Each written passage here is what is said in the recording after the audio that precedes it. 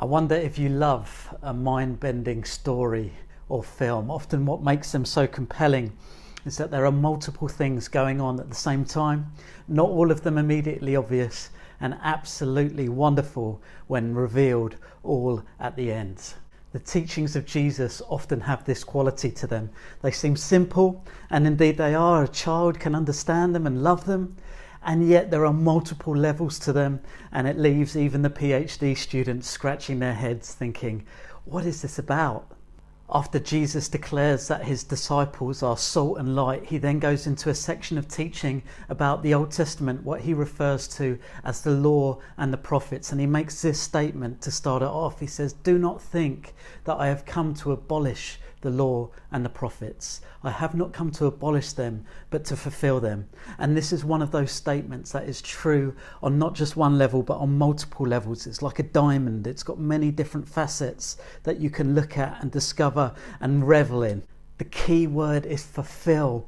In Greek, it's plerao, to fulfill, to make complete. How does Jesus fulfill the law and the prophets? Well, here are some of the ways. Jesus fulfills the prophecies. The law and the prophets in particular contain hundreds of prophecies about what the Messiah would be like, and Jesus fulfills them in remarkable detail. Things like where he was born, the manner of his death, and many, many other things about him. It's absolutely incredible. Even if you take just one chapter, for example, Psalm 22, written by a discouraged songwriter hundreds of years before Jesus lived, it contains at least 7 details about the manner of Jesus' death. And this is just one example from many in the Old Testament and the prophets. It's incredible, it's mind-bending, it's mind-blowing. Jesus fulfilled the prophecies about himself.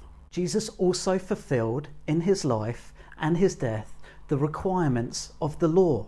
He walked in perfect obedience to the law. Where everybody else would break against it, he fulfilled it in his person, in his life, in his death.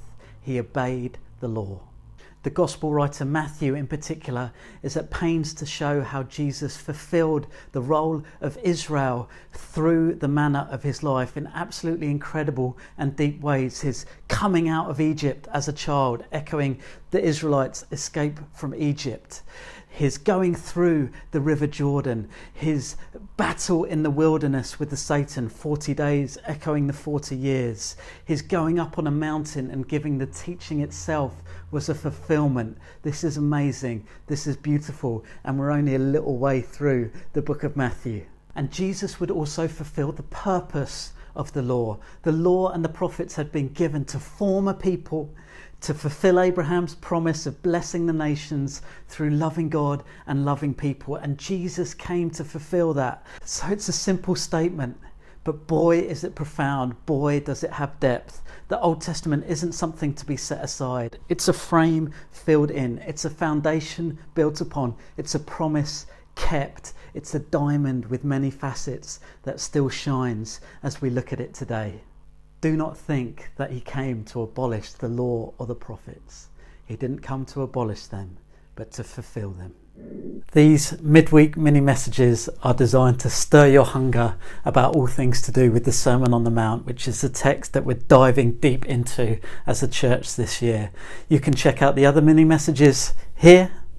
You can check out our extended teaching series on the Sermon on the Mount called Rest for Your Soul here.